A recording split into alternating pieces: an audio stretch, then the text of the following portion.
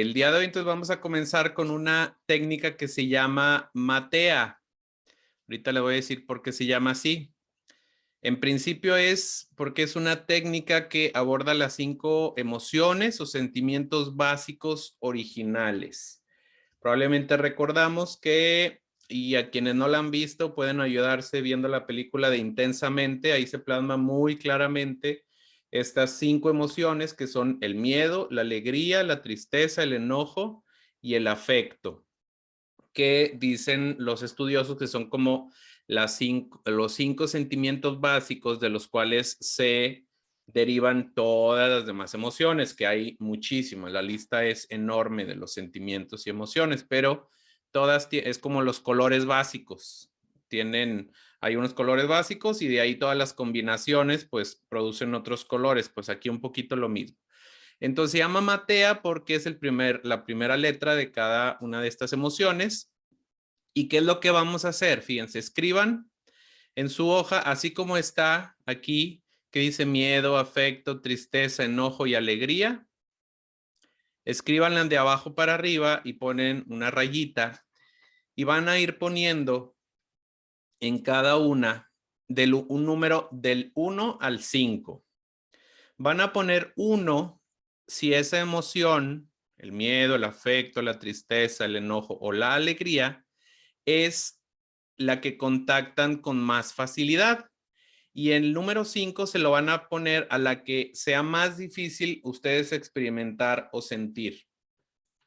Es decir, no se pueden repetir los números, es nomás ponerlos en orden.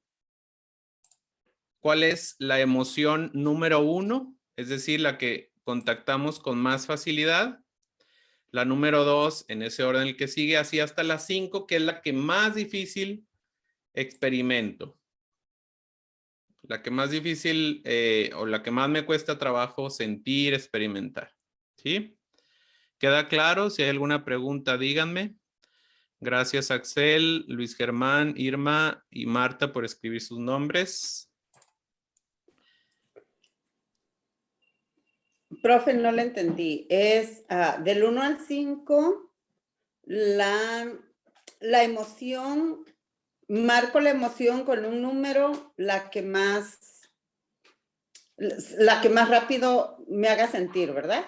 Sí, la que más rápido usted sienta. De esas 5, ¿cuál es la que más común usted experimenta? Ok. Si usted más fácil se enoja, si más fácil siente miedo, si más fácil se pone triste, si más fácil alegría. ¿Cuál de estas 5 es la que brota primero ante alguna circunstancia o con más intensidad? Gracias, profe. De nada. Y el 5, pues es lo contrario, la que es más difícil o rara vez nos damos cuenta que experimentamos. Entonces, unos minutitos para que cada quien conteste. Gracias, Silvia. Ya puso listo, que ya terminó. Si alguien más va terminando, avíseme escribiendo algo o levantando la mano, más para tener una idea. Gracias. Muy bien. Dame la mano, dale. Ay,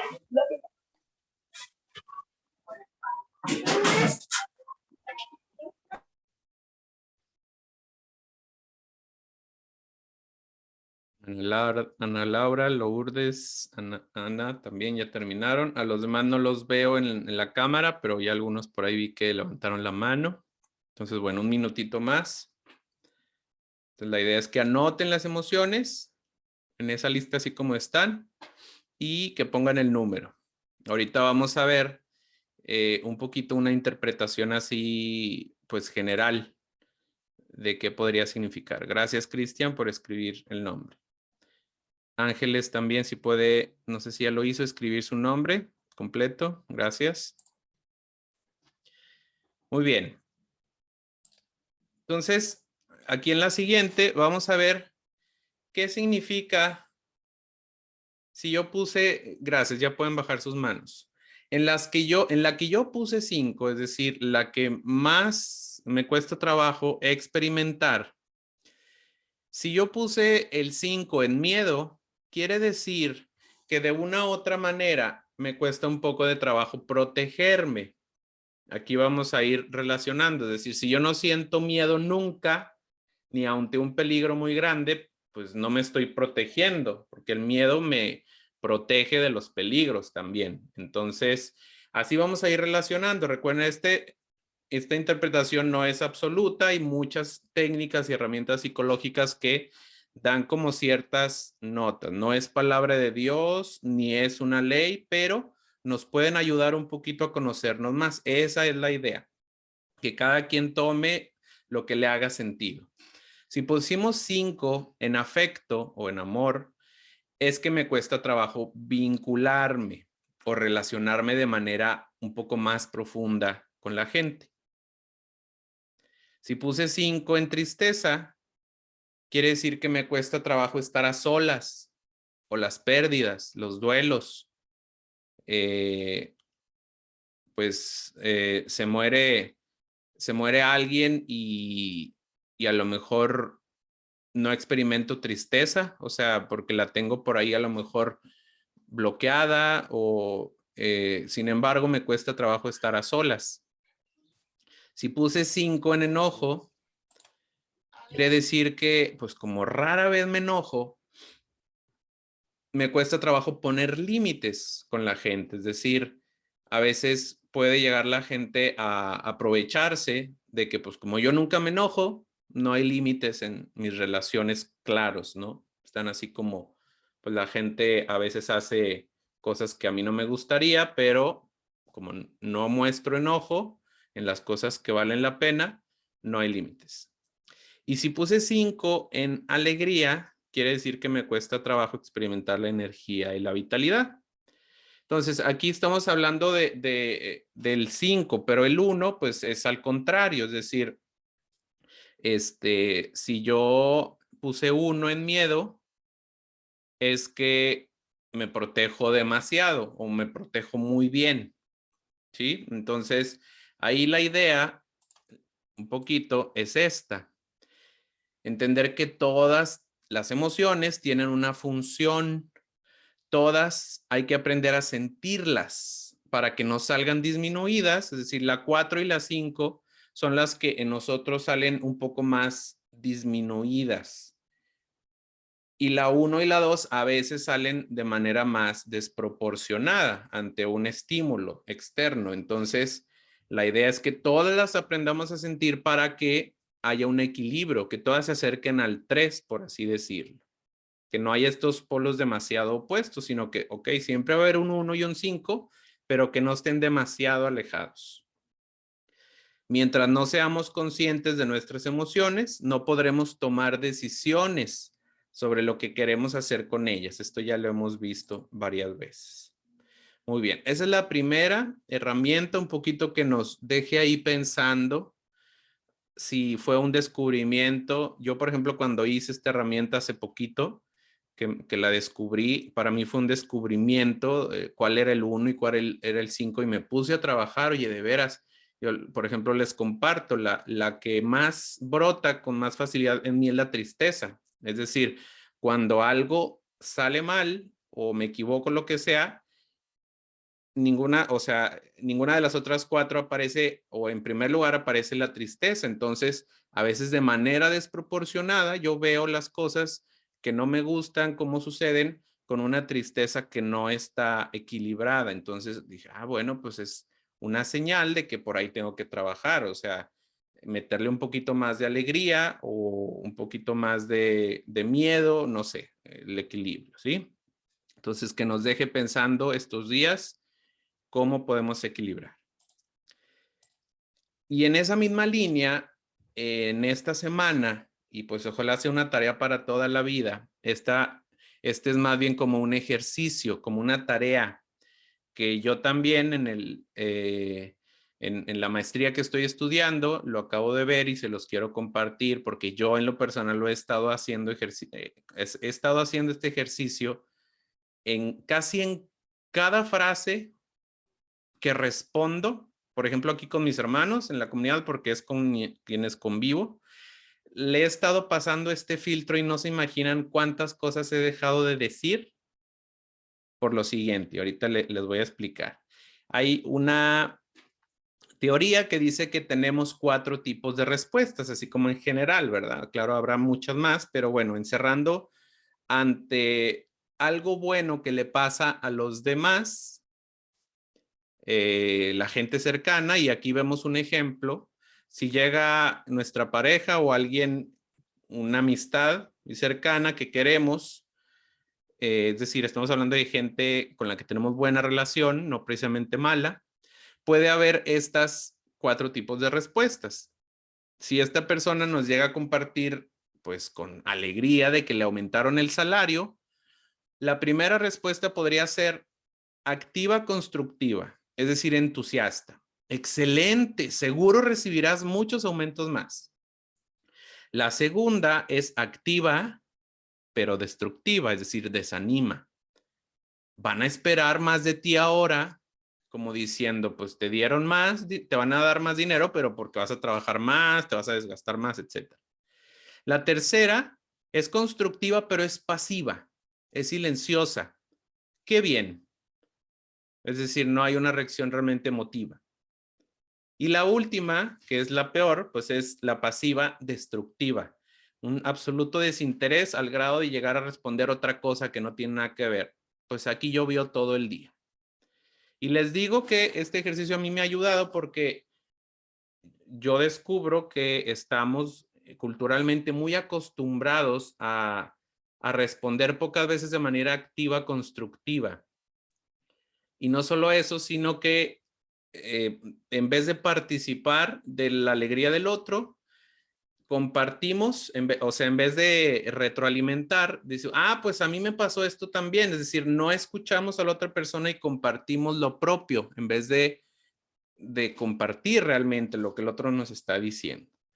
Entonces, que en estos días puede hacer un poquito el filtro, a ver, lo que yo digo en casa, en el trabajo, en la tienda, en el negocio, a donde sea que voy, pero sobre todo con gente que conocemos, a lo mejor ya nos acostumbramos a las respuestas activo-destructiva o peor todavía las pasivas destructivas, es decir, pasar todo con el filtro de lo negativo y pasarnos la vida criticando.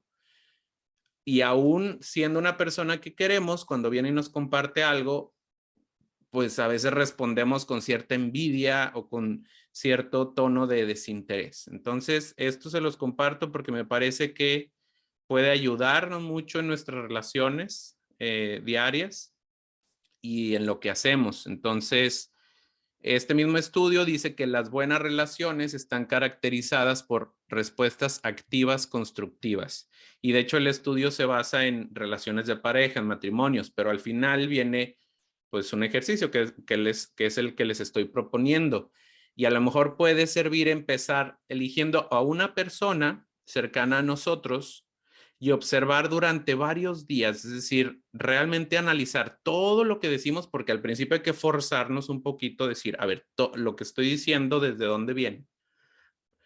Analizar durante varios días cómo respondo ante las buenas noticias que nos da la gente, o cómo respondemos también ante las cosas que hacen mal los demás, si de volada iba la crítica, o podemos también dar una respuesta activa constructiva. Entonces, tratemos de utilizar a partir de hoy respuestas activas constructivas. Y esto, pues realizarlo hasta que se convierta en un hábito. Es decir, ¿se acuerdan que hemos visto en esta clase que es mucho a nivel de cognitivo, de construir nuestros pensamientos, de usar argumentos? Entonces, el pensamiento nos puede ayudar muchísimo a cambiar nuestras emociones. Y no como algo mágico, sino como un ejercicio. Hay que practicar. Esto no se da de un día para otro. ¿Sí? Muy bien. Entonces, estas son las 2 herramientas con las que vamos a comenzar el día de hoy. Aquí pone, bueno, gracias a los que van llegando y escribiendo su nombre. Ana Laura comparte, a veces reaccionamos malamente como son con nosotros. Si no hay interés, nosotros tampoco lo damos. Exactamente. Pues esto es como más normal, aunque no precisamente sano ni correcto, que cuando alguien se porta de una manera desagradable con nosotros, nosotros respondemos igual o peor, ¿no? Aquí la cosa es que a veces hasta cuando la gente nos trata bien o nos comparte algo positivo, nosotros respondemos mal. Entonces, pues empezando por ahí y luego ya pasar al siguiente nivel de aún a pesar de que alguien llegue y me ofenda o sea un comentario desagradable o lo que sea, seamos capaces, porque ya tenemos el hábito, de responder de manera activa, constructiva. Y ahí pues se rompe totalmente el círculo vicioso, ¿no? Muy bien. Entonces vamos a continuar con nuestra lectura en el capítulo 9, que se llama Reflexión existencial. Capítulo 9, Reflexión existencial, página 73. Había una vez un gran barco transatlántico muy parecido al Titanic. Navegaba entre Londres y Nueva York cuando una noche chocó con un iceberg. El impacto provocó un agujero en el casco por donde entraba el agua a raudales. Los marineros bombeaban frenéticamente el agua, pero entraba con demasiada intensidad. Así las cosas, los ingenieros probaron otra estrategia. Intentar sellar la parte del barco que se anegaba, pero no lo consiguieron. El barco se iba a hundir. Al comprobar que el buque estaba perdido, el primer oficial corrió al camarote del capitán para avisarle del desastre y pedir órdenes. Era necesario lanzar los botes salvavidas y desalojar el barco. Señor, hay un agujero en el casco y no para de entrar agua. No podemos achicarla. El barco se hunde, dijo el oficial. El capitán se encontraba de pie, frente a un gran espejo de cuerpo entero, cepillando su flamante americana azul. Al acabar de oír estas palabras, se levantó lentamente la cabeza y miró a los ojos al oficial. Caballero, ¿no ve que estoy ocupado en mi uniforme? Ya le he dicho 1000 veces que debemos ir siempre impolutos, es decir, muy pulcros. ¿Dónde iríamos a parar sin pulcritud ni disciplina? Respondió enojado. De nuevo el capitán agachó de nuevo la cabeza para continuar limpiando su americana. El primer oficial no podía creer lo que estaban viendo sus ojos. Esta vez alzó la voz con un tono más bien histérico. Pero, señor, ¿qué importa eso ahora? Si no desalojamos el barco, vamos a morir todos en unos minutos. Esta vez, el capitán no se dignó a mirarle. Con el aplomo que le daba ser la máxima autoridad del barco, dijo: es usted un irresponsable. Queda suspendido de empleo y sueldo. Retírese y no salga de su camarote en todo el día. Entonces es una historia como absurda y ahorita vamos a ver cuál es el objetivo de leer este como cuento. Cuando terribilizamos, nos comportamos como ese capitán porque le damos demasiada importancia, una importancia terrible, a cosas que no la tienen. En este cuento queda claro que el capitán está loco porque el uniforme no importa en absoluto frente a la inminencia de la muerte de todos, incluida la suya propia. De manera análoga, cuando nos preocupamos demasiado de nuestra imagen, nuestra seguridad económica, de cualquier cosa en realidad, estamos apartándonos de la realidad, porque lo cierto es que el barco de nuestra vida, la de todos, se hunde. Vamos todos a morir, así que ¿a qué viene tanto alboroto por nimiedades? Enfrentarse a la realidad de la impertinencia de todas las cosas, empleando el lenguaje de los budistas, a la inevitabilidad de la muerte, es decir, que la muerte es inevitable, a todos nos va a llegar. Aceptar este hecho natural, inevitable e incluso bueno, es decir, porque la muerte no tiene que ser algo malo, como veremos más adelante. Es sano a nivel psicológico, porque nos permite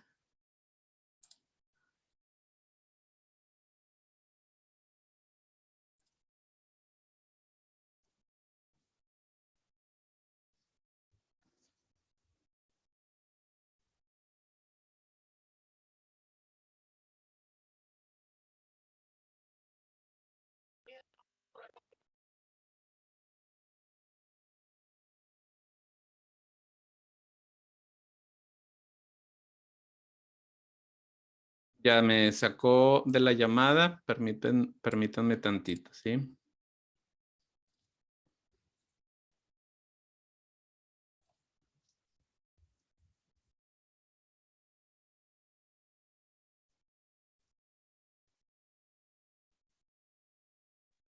Nosotros sí te vemos, hermano, ¿eh? Sí, pero sí me sacó tantito, ¿ah? O sea, se dejó de No, de repente nada más dejaste te quedaste compartir. en que, como veremos más adelante, y Y ya ya. Ok. como que ahí tú sentiste que te votó, pero a nosotros sí se nos sigue viendo la pantalla. Ok, dejen. Es que aquí me aparece que ya me sacó de la cuenta. Y sí necesito estar en esta cuenta porque si no la llamada se va a acabar. A ver. Entonces, ¿ahí siguen viendo la pantalla compartida? ¿Sí? Sí. Sí, Ah, profe. ok, muy Sí. bien. Sí, Entonces son cosas acá de mi comp. Bueno, entonces seguimos. Es sano a nivel psicológico porque nos permite quitarle gravedad a todo. La muerte lo relativiza todo, como dicen. Pensar en la propia muerte es uno de los mejores mecanismos para madurar y tranquilizarse, para ganar fuerza emocional. Entonces aquí cada quien pregúntese, ante la idea de su propia muerte, ¿qué emoción se le viene? Si no es una emoción relacionada con la tranquilidad, es porque algo falta en nuestra vida que nos hace sentir que si ahorita morimos, no es el tiempo o algo está inconcluso o tenemos que hacer algo todavía. Es decir, bueno, siempre va a haber cosas que podamos y queramos seguir haciendo. Pero si en el día a día vivimos con la plenitud de lo que podemos y debemos, pues cada día lo viviríamos con la tranquilidad de que si hoy me muero, aunque de mí dependan personas o aunque yo esté en medio de un proyecto, lo que sea, pues la vida, Dios, mi familia, los amigos se encargarán de darle seguimiento a eso que según yo quedó inconcluso, ¿no? Entonces, bueno, es también una idea para profundizar mucho, yo creo la idea más profunda y existencial, pensar en nuestra muerte y qué relación tenemos con esta idea. Si nos llenamos de ansiedad o si nos llenamos o si sentimos cierta tranquilidad. Si hay mucha ansiedad, pues es algo que a lo mejor también es un signo de que podríamos trabajar. Entonces, bueno, luego dice aquí la quimera de la inmortalidad. A muchas personas el argumento de la muerte les parece una tontería, quizá demasiado abstracto. ¿Cómo es posible que me vuelva una persona más tranquila solamente pensando en la muerte? Preguntarán, de hecho, algunos y algunas de ustedes. A lo mejor dicen, ay, sí, qué fácil o no, no es tan sencillo. Bueno, vamos a tratar de abrir un poquito al menos estas ideas, esta idea de darle el beneficio de la duda. Pero lo que deberían saber es que el hecho de la muerte no es nada abstracto. Pocas cosas hay tan concretas y reales como esa. Y, por supuesto, que nos volveremos más equilibrados si la tenemos en cuenta.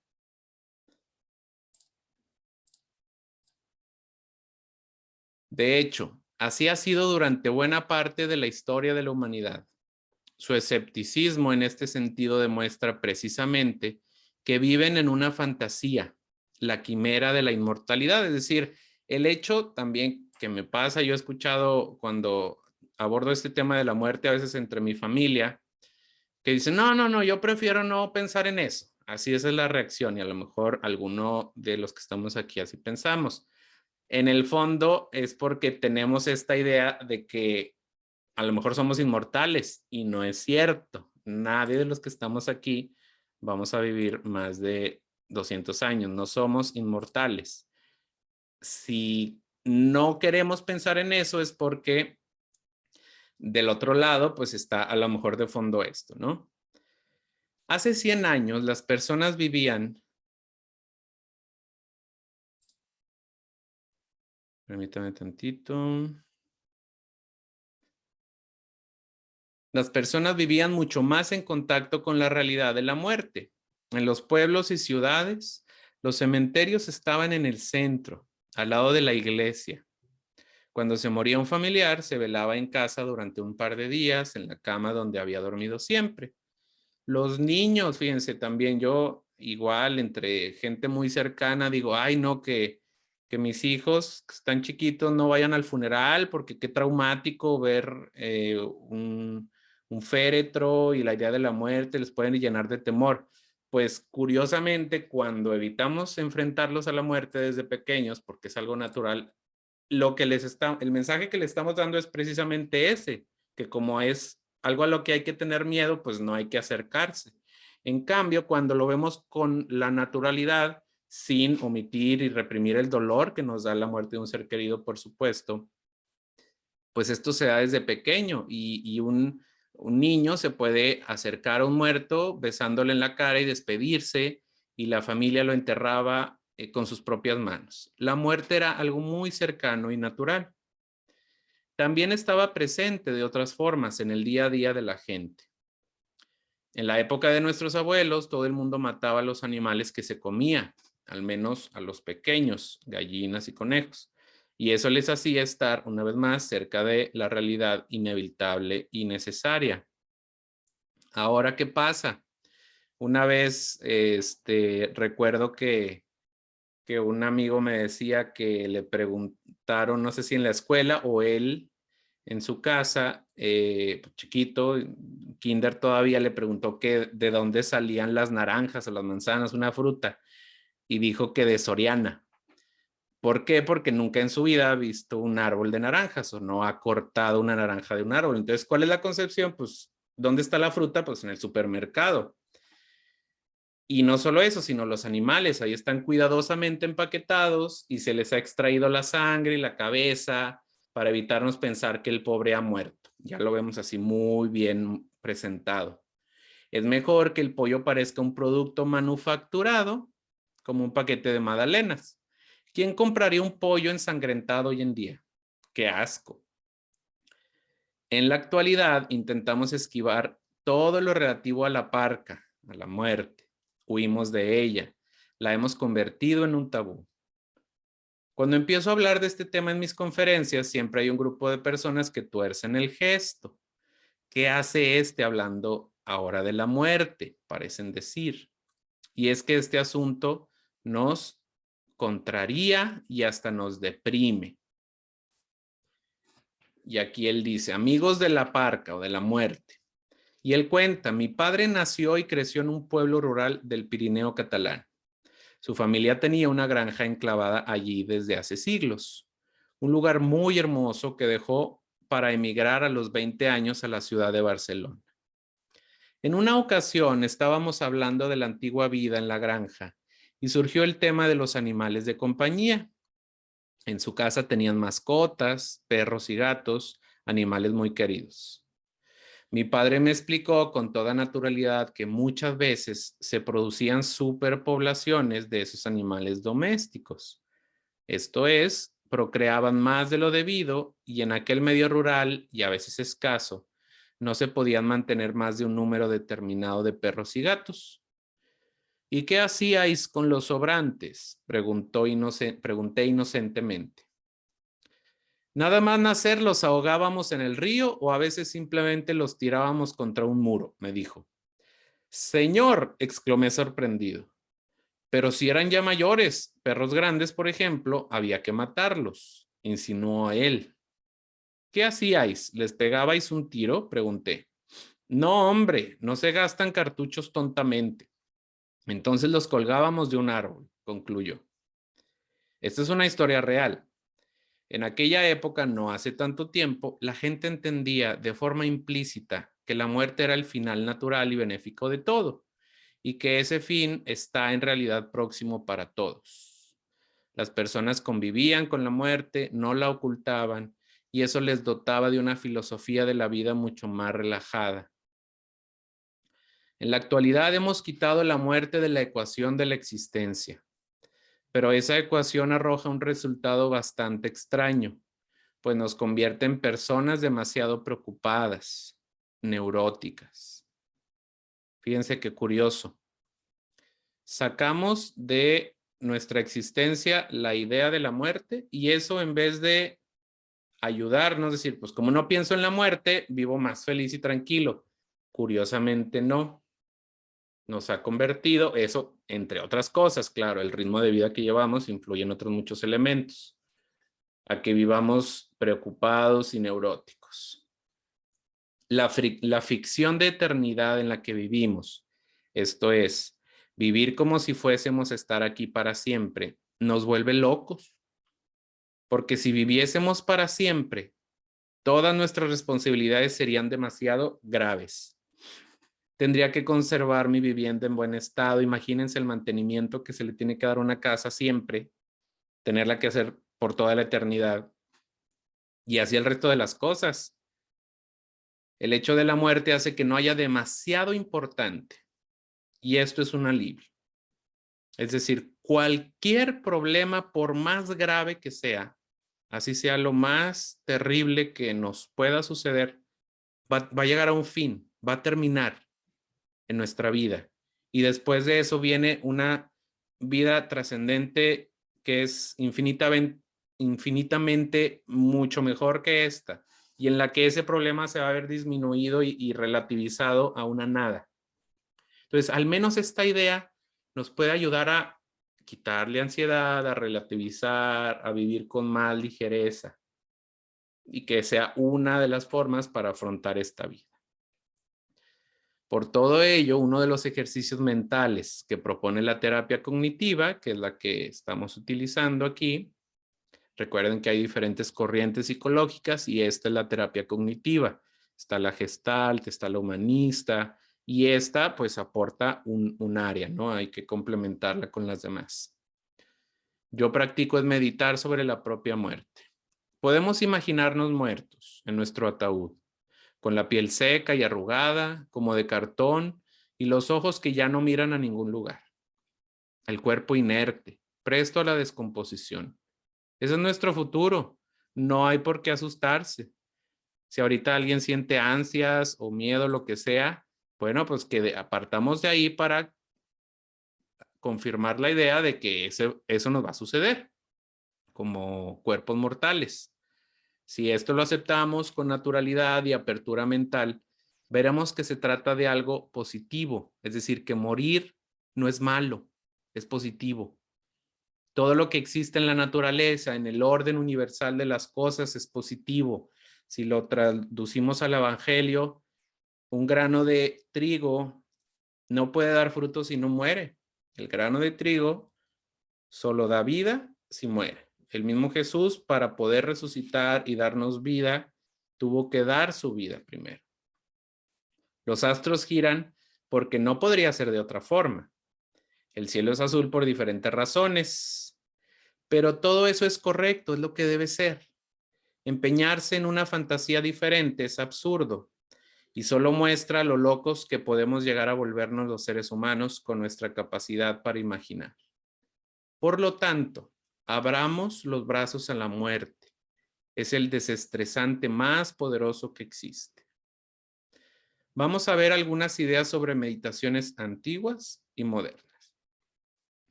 Desde hace siglos existe una tradición meditativa centrada en la muerte, es decir, no es nada nuevo. El budismo, por ejemplo, ha desarrollado una gran escuela sobre meditación sobre impermanencia y la muerte. En los países budistas, de hecho, se anima a acudir a los cementerios a pasear, a comer, a hacer celebraciones familiares para hacerse consciente de la muerte y a partir de ahí vivir con más plenitud. Probablemente esto le suene o no suene. Yo no sé si, como la mayoría de los que estamos aquí somos norteños y tenemos ya mucha influencia del Halloween, sigamos celebrando lo que es realmente el Día de Muertos. Pero de ahí la sabiduría de nuestros ancestros de celebrar una fiesta de los fieles difuntos. O sea, lo que estamos leyendo aquí no es solo de los budistas, lo hacían nuestros ancestros aquí en México y el altar de muertos, pues todo esto significa, ¿no? Que vamos al lugar a visitar a nuestros difuntos y le llevamos la comida que a ellos les gustaba como una celebración, como algo bonito, el recordarlos, ¿no? Entonces, nos puede ayudar el conectar con esta raíz muy nuestra, ¿no? Pero en nuestra tradición cristiana es igual de importante la meditación sobre la muerte. En la Catedral de Burgos se encuentra colgado un maravilloso cuadro de Jos van Cleef titulado San Jerónimo en su estudio, pintado hacia 1520. En él se ve a San Jerónimo en su despacho reflexionando con una mano en la cabeza. Con la otra mano señala un cráneo. En la Alte Pinakothek de Múnich se expone el famoso cuadro de Zurbarán, San Francisco arrodillado con una calavera en las manos. En fin, existen miles de representaciones para reflexionar sobre la muerte en el cristianismo. Y es que sobre todo desde los ejercicios espirituales de San Ignacio de Loyola, que le recomiendo muchísimo darse la oportunidad en Tijuana, en Monterrey, hay centros jesuitas que ofrecen ejercicios espirituales desde un día, desde un fin de semana, desde una semana y hasta un mes. Dense la tarea de vivir al menos uno de un día o un fin de semana. El trabajo de crecimiento espiritual en el catolicismo ha estado siempre ligado a la meditación sobre la muerte, lo que en otros tiempos se denominaba meditatio mortis. De hecho, hasta hace no mucho tiempo, los monjes capuchinos conservaban en sus celdas los cráneos de sus hermanos muertos. Esto yo no lo sabía hasta que lo leí, pues claro, esto sí nos puede sonar demasiado extraño, pero bueno, ubicado en un contexto y en una época y en un convento en el que pues tenían sus propias reglas, es entendible. Por truculento o anticuado que pueda parecer, la psicología cognitiva también nos anima a pensar en la muerte, a tenerla siempre en cuenta, aunque también hay que señalar que no tendríamos que hacerlo si no fuera por la fantasía de inmortalidad que impera en nuestra sociedad. Y vamos a terminar con esta última parte que dice una dosis de realidad. Hace unos años viví una experiencia que me enseñó un poco más a enfrentar la muerte sin temor. En aquellos días, mi padre sufrió una embolia. Le hicieron unas pruebas y supimos que le debían hacer varios bypass coronarios, una intervención quirúrgica mayor que consiste en cortar el esternón para llegar a las arterias cercanas al corazón. El cirujano reemplaza la zona de las arterias parcialmente bloqueadas con segmentos de otras venas o arterias. Para toda la familia esto fue un shock. Todo fue muy repentino. Era un hombre muy sano que nunca había pisado un hospital y de un día para otro ingresaba de urgencias con pérdida de la movilidad a causa del ictus y le programaban urgentemente una intervención arriesgada en el corazón. Recuerdo que el día antes de la operación, la familia estuvo a su lado en la habitación del hospital. Éramos varios. Mi hermano Gonzalo, mi madre. Llevábamos toda la tarde ahí intentando distraer al enfermo, hablando de naderías. Fíjense, esto es curioso. En los hospitales, a veces hasta con los enfermos terminales, hablamos de todo, menos de lo que está realmente pasando. Y esto, pues claro que deja abiertas muchas heridas que podríamos aprovechar para cerrar y sanar. También, ¿qué es lo que hacemos? Intentamos desdramatizar la intervención, inyectarle confianza. El médico que te va a operar hace más de 5 operaciones al día. Ha debido de hacer miles iguales que la tuya. Para él está muy fácil, dije yo. Y mi madre, es la misma operación que le hicieron a Johan Cruyff en la década de los 90 y mira qué bien está ahora. Pese a esos esfuerzos para calmarnos, el ambiente estaba enrarecido, es decir, como que, ok, gracias, pero no se las creyó. Era la primera vez en mi vida que veía a mi padre asustado. Se le notaba, aunque él también intentaba disimular. Parecía que faltaba el aire en la habitación. Todos estábamos mal. Quedaba más o menos 1 hora de visita. Después nos tendríamos que ir y mi padre y su compañero de habitación intentarían conciliar el sueño. A la mañana siguiente, temprano, empezaría una jornada decisiva. Ahí estábamos los miembros de la familia, fatigados y nerviosos, intentando darle conversación al enfermo, cuando de repente, para sorpresa de todos, mi hermano Gonzalo exclamó en voz muy alta: ¿sabes, papá? Y si la operación de mañana no sale bien y te mueres, al carajo, de algo hay que morirse. Se hizo un silencio inmediato. Incluso los familiares del compañero de habitación de mi padre callaron. Yo pensé, Dios mío, Gonzalo se ha vuelto loco. ¿Qué está diciendo? Pero entonces mi padre cambió de semblante. Fíjense qué curioso. Recuerdo que se le borraron todas las arrugas de la cara, sonrió y dijo, tienes razón, hijo, de algo hay que morirse. A partir de aquel instante, plof, cayó el espeso manto que nos enturbiaba el corazón, desapareció la niebla, el resto de la tarde fue muchísimo mejor. Por primera vez en todo el tiempo que mi padre llevaba ingresado en el hospital, se le veía relajado, incluso contento, y también a los demás. Y todo esto ¿por qué?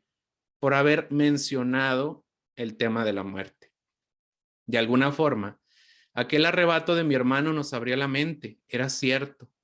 La muerte nos puede llegar en cualquier momento, y si es mañana, pues muy bien que sea mañana. Brindemos por la vida y por la muerte. Lo importante es disfrutar de la existencia, no de cuánto va a durar. Tengo que añadir que la operación salió estupendamente y mi padre está vivito y coleando. Espero que lea estas líneas y se ría conmigo un rato de la parca. Yo personalmente no quiero que me entierren. Cuando muera quiero donar mi cuerpo a la ciencia. Si es posible, que lo dediquen a las clases de anatomía de los jóvenes estudiantes de primero de medicina. Que algún jovencito abra mis tripas y aprenda qué hay ahí por dentro. Esta es una forma de seguir trascendiendo aún después de la muerte, que lo que queda de nuestra existencia física pueda servirle a alguien más. En cuanto a ceremonias, solo deseo una, que mis familiares y amigos se vayan a tomar unas copas y brinden en mi memoria por mi querida amiga la muerte, la hermana gemela de la vida. Y terminamos el capítulo con estas dos ideas. Cada vez que nos estresemos, podremos sosegarnos pensando en nuestra propia muerte. Imaginarnos muertos es una buena medida preventiva de las ansiedades cotidianas. Entonces, ahora no hay una tarea de leer porque ya leímos todo el capítulo, sino de reflexionar. Hicimos el día de hoy en 3 partes, 3 momentos. El primero sobre nuestras emociones. Entonces aquí yo les pregunto, cuando todo este capítulo que estuvimos hablando de la muerte, ¿cuál de las emociones surgió de las 5 que vimos al principio? Probablemente el miedo o el enojo, no sé. Conectemos el día de hoy todo lo que vimos y que la segunda actividad que hicimos de respuestas activas constructivas que se conviertan en un hábito y nos ayuden a lo mejor a mantener mejores relaciones, y que al tener buenas relaciones, si es que hay un temor o ansiedad ante la muerte, pues esto se diluya un poco cada vez más. Y como aquí menciona también Silvia, pues se trata, como diría San Francisco de Asís, ver a la muerte como una hermana, que esto es muy diferente a la Santa Muerte. La Santa Muerte no, al menos la devoción, entre comillas, que se tiene en nuestra cultura, la Santa Muerte no tiene nada de cristiana. Eso podría ser un tema para en otro momento. Es muy diferente a la Santa Muerte, adorarla como santa, porque no, santo solo es Dios, bueno, y los santos pues, pero la muerte es algo que nos acompaña, es decir, camina con nosotros en toda nuestra existencia, como una hermana, ¿no? Y San Francisco de Asís, por eso a ella y a los animales y a toda la existencia, así los nombró. Muy bien, entonces nos vemos, si Dios quiere, la próxima semana, que estos días nos ayuden a reflexionar sobre la muerte, sobre la vida, a través de la reflexión sobre la muerte, como algo natural en nuestra existencia y en nuestras relaciones, que tratemos de llevar las respuestas activas constructivas. Muchas gracias, que pasen todas y todos muy buena tarde y que Dios los bendiga. Nos vemos, si Dios quiere, el próximo jueves. Gracias, hermano. Gracias. Gracias, Andrés. Hasta luego. Que tenga buenas tardes. Gracias. Viernes para todos. Igualmente. Bye, profe. Igualmente a todos. Bye.